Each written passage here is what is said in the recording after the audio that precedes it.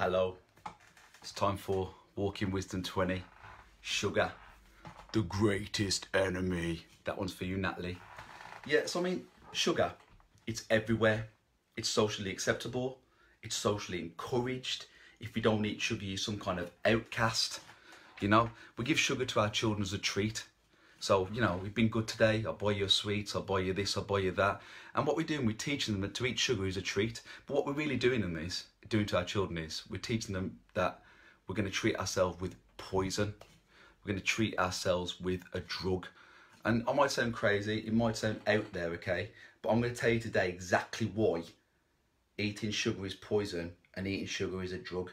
I mean, first, let's define a drug. Let's have a little look on dictionary here. So a drug, and I'm going by oxforddictionaries.com just here now. A drug is a medicine or other substance which is a physiological effect when ingested or otherwise introduced into the body. So that's one definition there. Or a substance taken for its stimulant effects. That's another definition there. So, I mean, what defines a drug? Neurochemical changes in the body, such as the release of dopamine, which happens when you eat sugar. What else happens when you eat sugar? You binge, you crave, you withdraw from it as well. And it also induces cross-sensitization. Now, cross-sensitization is when, for example, you've got a cocaine addict and you take away cocaine from the cocaine addict and you give him amphetamine. He's still addicted to, he becomes addicted to amphetamine straight away. And that's because he's not addicted to cocaine per se, he's addicted more to the dopamine release in the body, in the brain. And it's the same with sugar. Now I watched a video the other day, which is fascinating to be honest with you. I was doing a bit more research on this. And it's a video by Eric Clapton, a famous singer, you know, and a famous artist. And he's talking about, they asked him what was his gateway drug, because he's a known drug addict. And asked him what was his gateway drug? And you know what he said? That's right, you guessed it. He said sugar. He said he liked to take anything from a young age that altered his state. And if you remember, as a young age, ingesting loads and loads and loads of sugar just to make himself feel different and hyper. And that's because of the dopamine release in the body. Do you know the average person in this country consumes 22 teaspoons of sugar a day? That's 90 grams of sugar a day. And it's even more bad news for you ladies, because psychologically women think of sugar, will associate sugar and associate the dopamine release from sugar with love and acceptance. So it's not about willpower, it's not your fault, but you must take control, okay? And people have different levels of neurotransmitters in the brain, causing serotonin and endorphin release, and everyone's different completely, but a sugar lover will find it harder to give up sugar completely. So here's the cycle, okay? You crave sugar, you eat sugar, dopamine gets released in the body, woo, feeling great at the moment, insulin spike to try and regulate my blood sugar levels, and then the blood sugar levels dip completely. Guess what happens then? Crave sugar again, and then the cycle's repeated again and again and again. Now all sugars cause this in the body, but fructose, which is one of the worst sugars to eat, goes straight to the liver, causing non-alcoholic fatty liver disease and uric acid in the body and the such. Now, what are the signs of sugar dependence? So I prepared a really high-tech board here to explain signs of dependence. So you eat more than you plan to, you binge, you sit there, you know, watching Netflix and chilling, and then between other stuff, you eat sugar, you eat more than you plan to, you binge on it. Another one, you crave simple carbohydrate. So you're thinking, oh, I really fancy that bar chocolate, I really fancy that soda and the like. Yeah, you get irritated or moody when you don't eat sugar. And you know, it's really interesting that most people don't actually realise how much sugar they consume. They don't realise how much sugar they consume, and that's why it's hard for them to give up. Now, it starts like this. You wake up in the morning, you have some bread or bagel, or you have some cereal, you've had some sugar. You have a coffee with some sugar. Mid-morning, about 10 o'clock, you get a bit pecky, so you have a chocolate bar, you have some sugar. Lunchtime, you have some pasta, which is a simple carb, which is white pasta, which is simple carb, treated as sugar in the body. Sugar. Afternoon comes, you get that 3 o'clock slump. Everyone gets that 3 o'clock slump. Blood sugar levels are dipping. You know why? Because you're in the sugar cycle. You're craving sugar. And then tea time comes. Guess what? I'm going to have some bread and have some white pasta. You know, I'm going to have some other simple sugar. Guess what? Bang, sugar again. And then, oh no, 9 o'clock at night, I'm watching TV. I crave sugar again. That's that vicious cycle. Now, what does sugar do to the body? I'm going to get into the nitty gritty here, okay? Sugar is the greatest enemy. So I've prepared another high-tech board here for you. So, because I can't remember all this stuff, man. There's a lot of stuff going on, you know. What does sugar do to the body? It causes, can you see that? It causes metabolic risk factors such as high blood pressure, diabetes, the increase of low density lipids in the body, which is bad cholesterol, and the decrease of high density lipids. And here's one for you people who are trying to lose fat. It's not just about the calories. Here's one for you people trying to lose fat.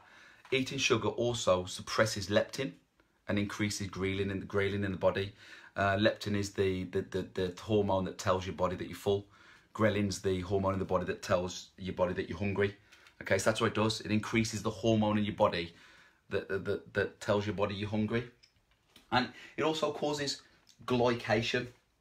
Glycation is when sugars, the excess sugars in the body, bind to amino acids and fats, so proteins and fats in the body, and it changes the shape of these fats and these proteins, and then they all link together, and then you've got the change of shape of proteins and fats in the body, which then causes problems such as free radical release and destruction of tissue. Now, you know, if you know about free radicals, the association with thousands of scientific papers, the association of free radicals and cancer, then it's obvious what's going on here, you know what I mean? And the destruction of tissue.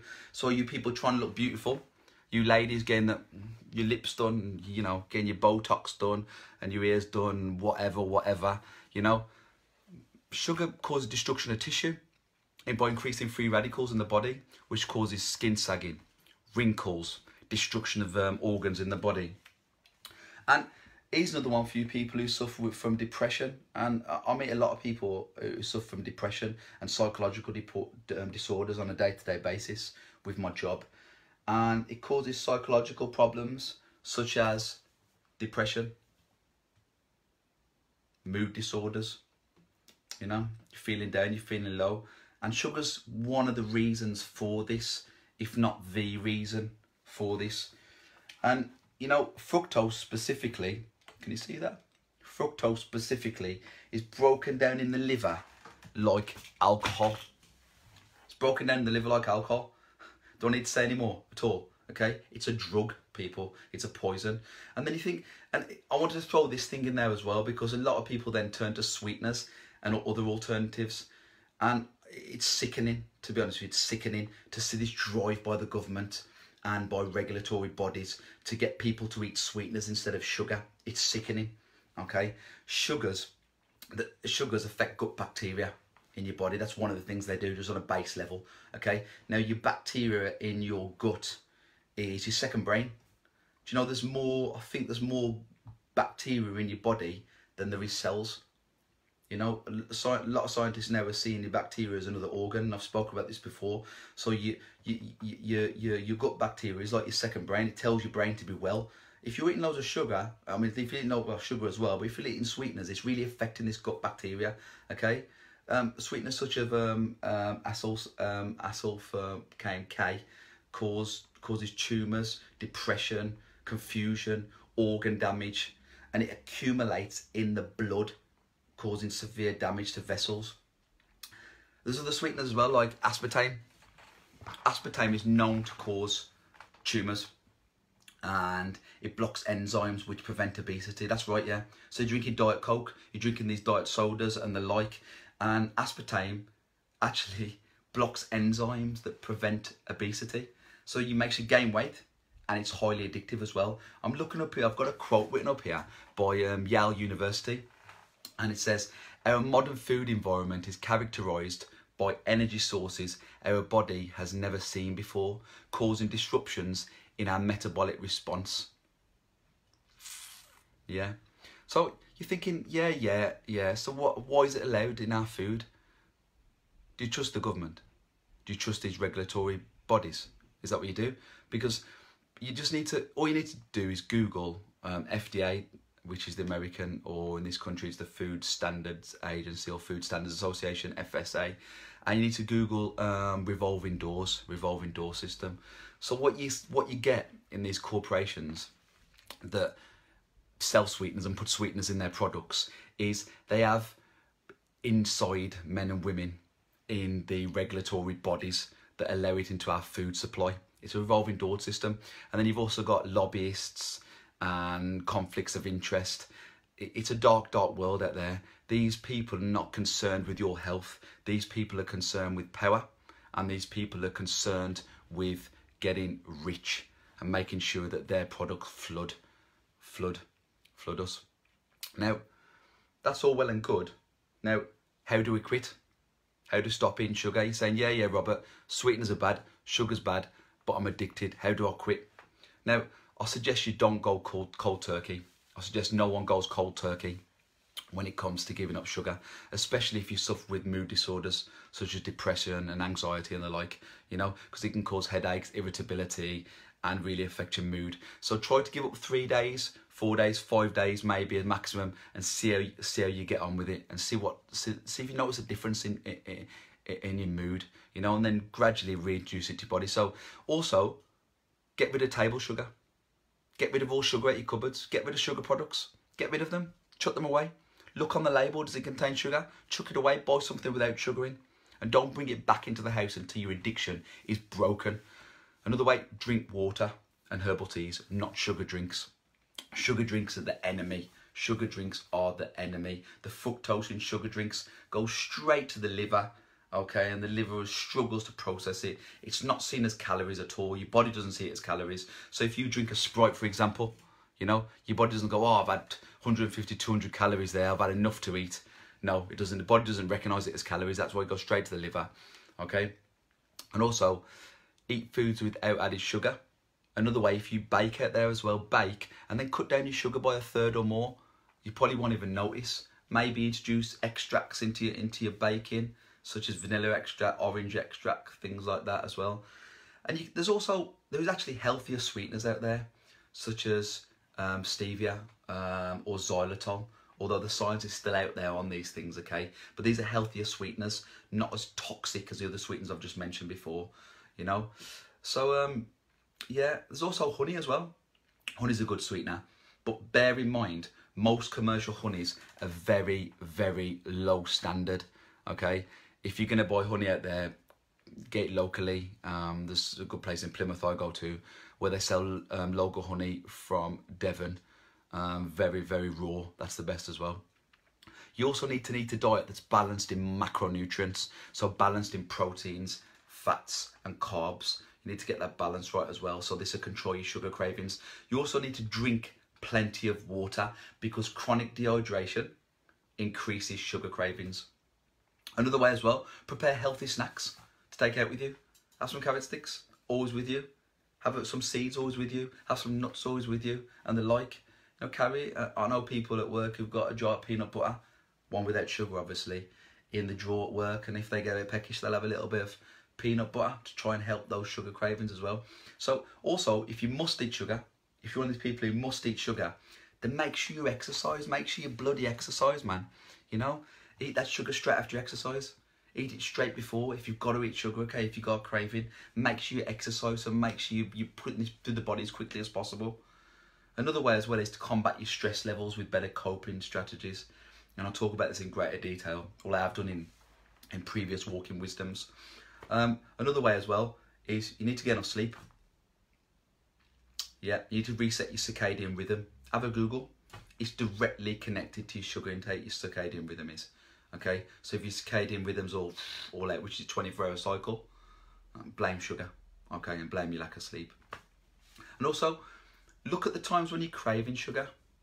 Keep a journal. Big fan of a journal. Ask my life coaching clients. Look at your journal. Keep a note. When do you eat sugar? What are you feeling? You're feeling upset? Because a lot of time we have hunger for or cravings for things, but it's not. It's psychological. It's not physiological. You know. So last 35 years, last 30 years, there's been a rise in cancers, obesity, depression, mood disorders. Need I go on? Need I go on? I'm not blaming sugar on its own, because that's not the only reason. There's also a toxic overload as well, which is many factors: where you live, pollution, GMO foods and the like, and the crap in your water that people are drinking nowadays. But it's time for you to take control. Take your life back. The enemy is in the cupboard. Sugar, the greatest enemy. Stop eating it. Arro, Walking Wisdom 20, Robert Bayon.